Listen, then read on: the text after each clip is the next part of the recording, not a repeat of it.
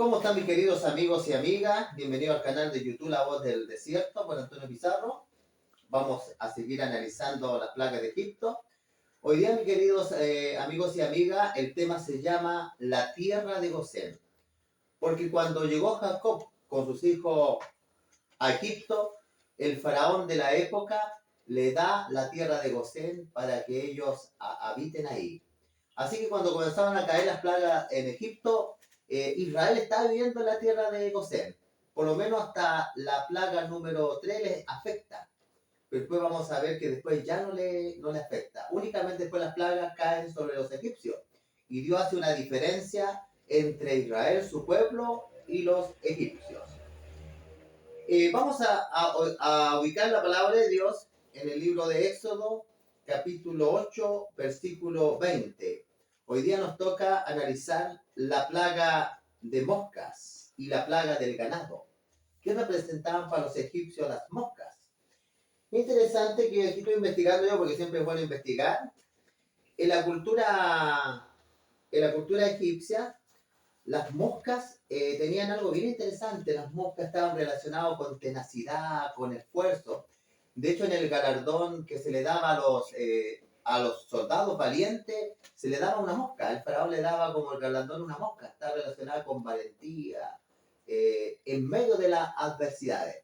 Ahora, Dios iba a castigar a Egipcio con este galardón que ellos tenían, como tenacidad, como fuerza, como valor.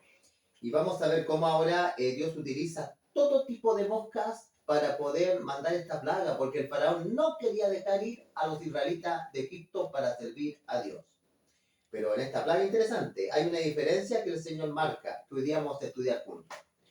Éxodo capítulo 8, versículo 20 dice, y Jehová dijo a Moisés, levántate de mañana y ponte delante del faraón, he aquí, que sale al río, y dile, Jehová ha dicho así, deja ir a mi pueblo para que me sirva.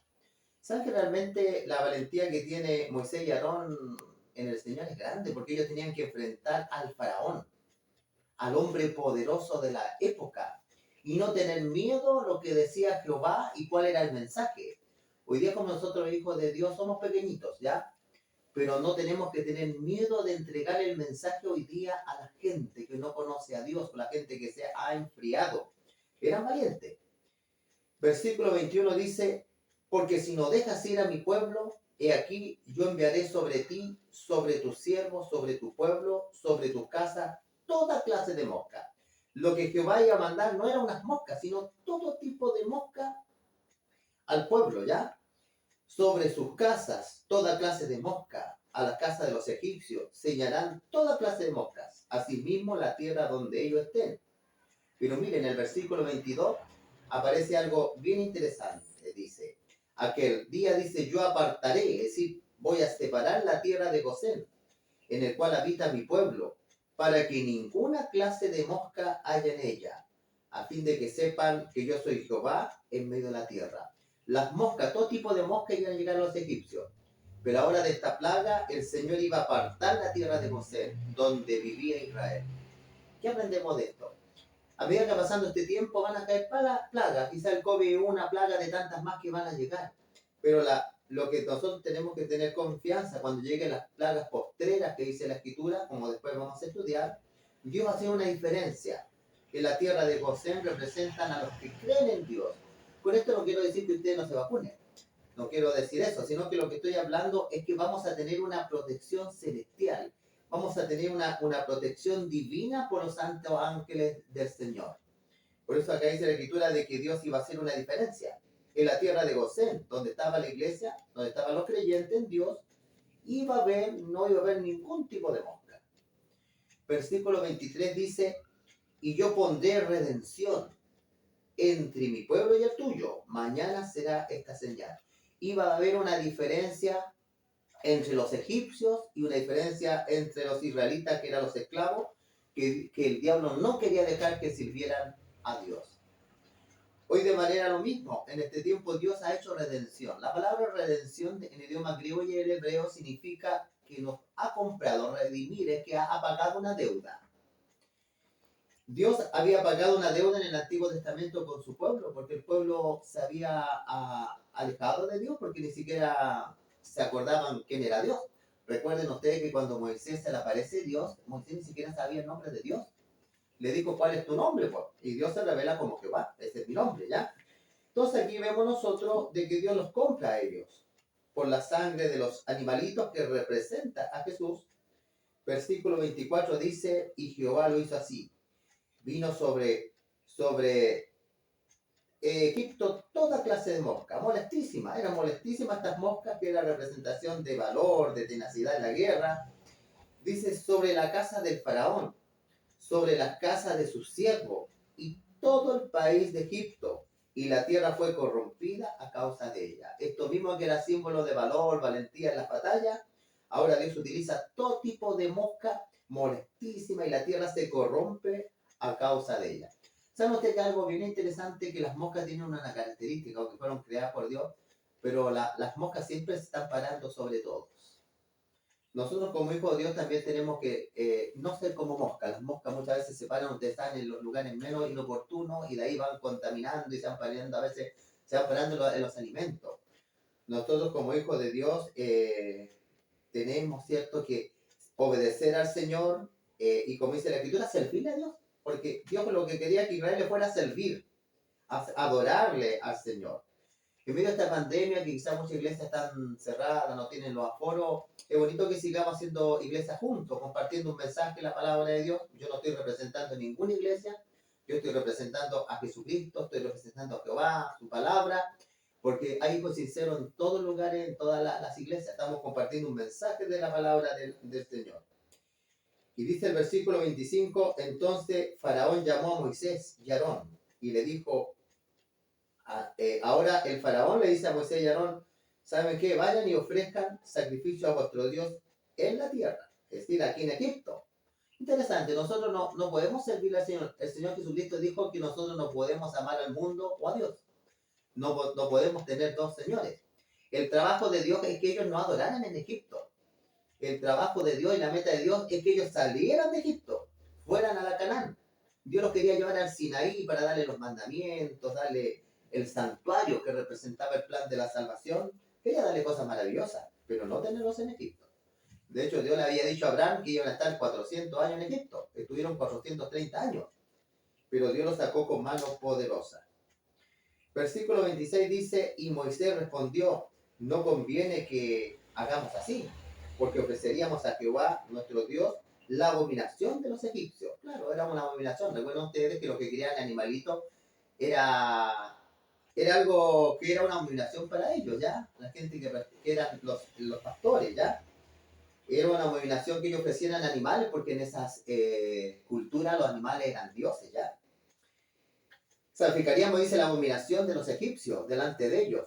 ¿No nos apedrearían?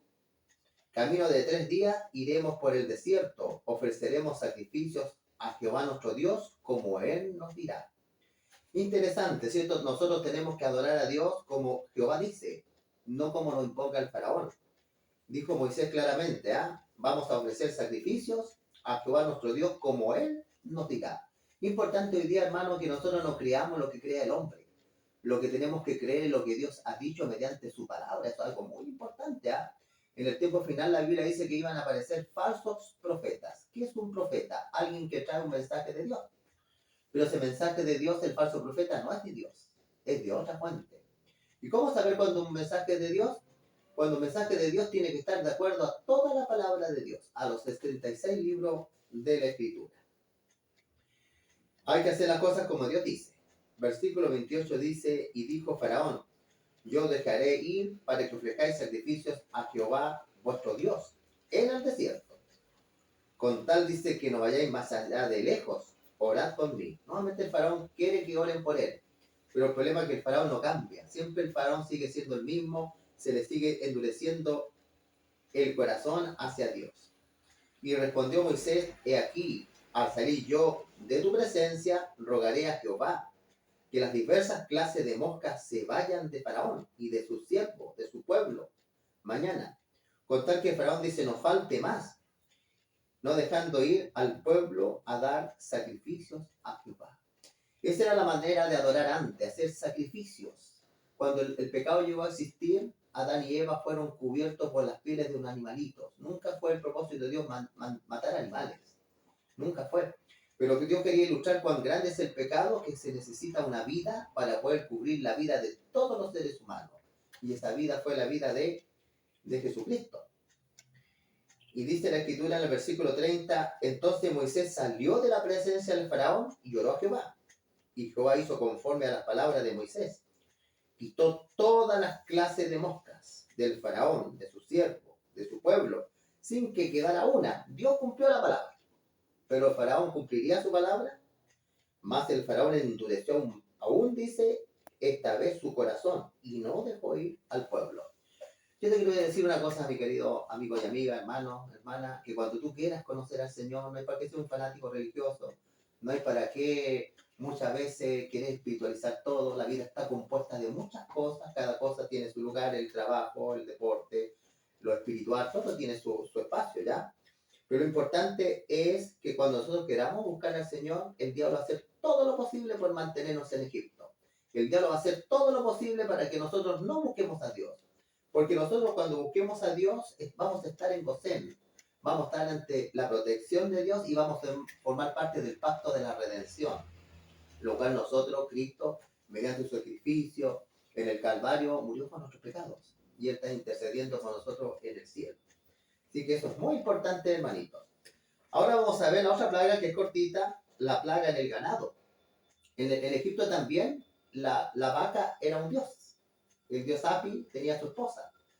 Había una mujer con el cuerpo de mujer con cara de vaca en Egipto que se adoraba como la diosa de la alegría, la diosa de la fertilidad, la diosa del amor.